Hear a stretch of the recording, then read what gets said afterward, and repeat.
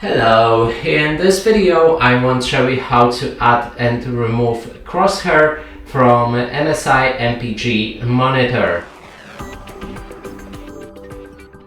To do this, first you will need to click on the button behind the right side of your screen, select the GI, then scroll down to the Smart Crosshair, and here you can switch the different icon. That's how you enable or disable it. If you decide on none, the crosshair should be gone. If you want to add it, just choose whichever icon we like. We're gonna go with that one. Then we can switch the color. Let's go with red. Position, you can adjust the position for this on the screen for that crosshair. You can also reset the options, and now when we leave our on-screen menu, you can see the crosshair in the middle. And that's it for this video. Hope you like it. Please consider subscribing to our channel, leave a like and a comment below.